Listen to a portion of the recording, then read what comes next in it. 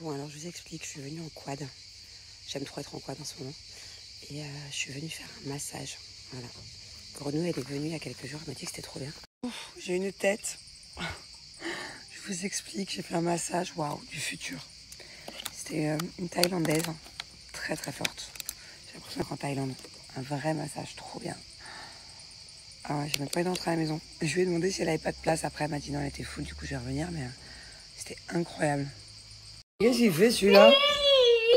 Mais t'as pété les plombs, toi! Rends-moi mon maillot de bain!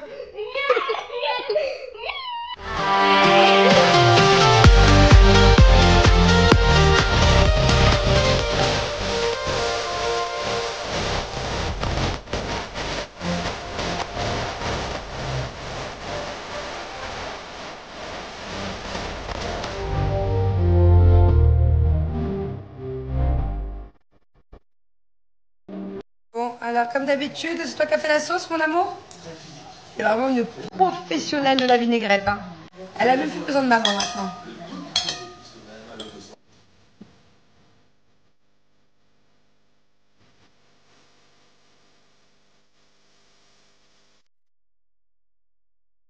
Hello.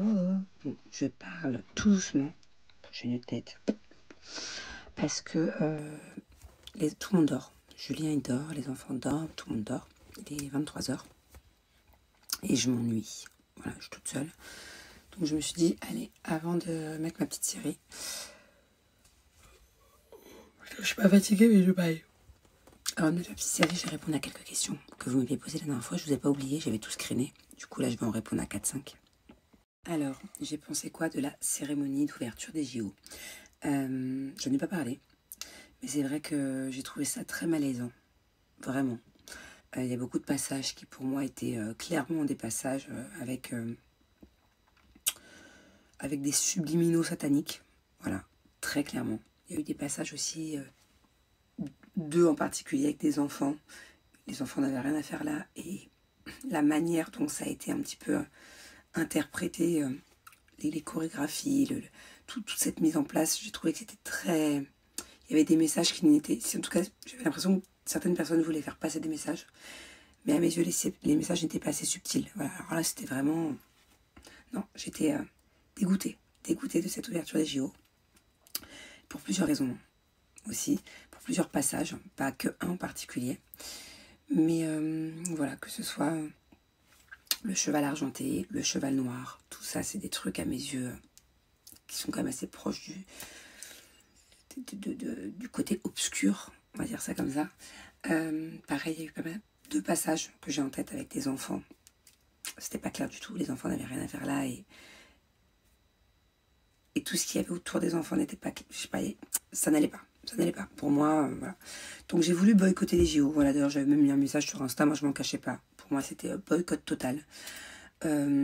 Pareil, en termes de religion, bah moi je suis catholique. Et j'ai trouvé que certaines scènes, c'était un petit peu du manque de respect pour ma religion. Voilà. Donc j'ai voulu boycotter à fond les JO. Après c'est vrai que moi mon mari, il met les JO H24 du matin au soir. On a des JO à la télé. Ouais, je disais, du coup, bah moi, mon mari, il met les JO toute la journée. Et c'est vrai qu'il y a quand même, du coup, plusieurs fois où j'ai regardé. Notamment... Je suis désolée. En fait, c'est la ring light qui me fait bailler. Mais à chaque fois, je coupe le snap, je recommence, c'est bon, flemme. Tant pis, je vais que bailler. Je disais notamment les passages de natation. J'ai adoré, moi, de voir deux médailles d'or en 2 heures. J'ai beaucoup aimé l'escalade aujourd'hui. Je regarde pas mal la natation, l'escalade, la gymnastique. J'ai vu aussi un petit passage de judo. Enfin voilà, je ne vais pas tous vous les faire, les passages que j'ai vus, mais c'est vrai qu'à la base, je voulais boycotter par rapport à cette ouverture. Et au final, bah, je me dis que les athlètes, ils y sont pour rien. Et qu'il y en a qui ont beaucoup de mérite. Et que il faut qu'on soit là pour encourager les Français. Voilà, tous les athlètes français. Et donc voilà, je boycotte, mais à mort, ceux qui ont eu la prise en charge de l'organisation de l'ouverture des JO. Voilà. Tous ceux qui ont de près ou de loin participé à cette cérémonie d'ouverture et qui ont du coup pensé aux subliminaux, aux trucs un peu farfelus, chelous, dark, obscurs. Alors eux, je vous boycotte, voilà. Mais vraiment clair, net, précis. Mais je peux pas boycotter les épreuves, les athlètes, ils se sont entraînés pendant des années. Et c'est beau à voir. C'est beau à voir la France. Là, je crois qu'on est... Hier, on était 3e, là, je sais pas aujourd'hui. Mais faut les encourager. Alors, pourquoi je mange halal? Alors, déjà, moi, il faut savoir quelque chose. C'est que je suis catholique, voilà, et que je mange de tout. À part ce que j'aime pas, genre les tomates, les lentilles, les betteraves, ok. Mais sinon, je mange pas spécialement de la viande, pas halal, pas cachère. Je mange pas forcément halal, je mange pas forcément cachère. Je mange tout. Ok, moi j'ai aucun souci avec ça. Quand je suis avec des amis qui mangent halal, je mange halal. En plus, je trouve ça trop bon. J'ai plein de potes qui m'invitent à des shabbats. Je mange cachère quand il faut manger cachère. Il n'y a vraiment aucun souci. Et pareil, il y a aussi de la viande cachère que je trouve très bonne pour le coup. Et quand il faut manger ni cachère ni halal, normal quoi, je mange normal, j'ai du charal dans le frigo, il n'y a aucun problème non plus. Voilà, donc déjà, moi je ne mange pas en fonction d'une religion, je m'adapte en fonction des religions, des gens qui m'entourent, de mes amis, enfin voilà, de base. Mais ce message, je pense savoir pourquoi, c'est parce que je vais dans une boucherie halal quand je suis en France, et qui s'appelle la boucherie Les Coquières, qui est à Aubagne. Et en fait, j'y vais parce que tout simplement, la viande est juste incroyable. Que de base, c'est des amis à moi, enfin c'est la famille d'un pote à moi qui ont les 2 boucheries. Mais c'est surtout parce qu'en fait, la boucherie, elle est tard connue et c'est genre vraiment la meilleure du Sud. Halal ou pas halal, c'est la meilleure du Sud. Nous, on se régale encore hier. J'avais des potes qui venaient. J'ai eu plein d'invités hier soir. Ils sont tombés par terre en mangeant mes chipolatas.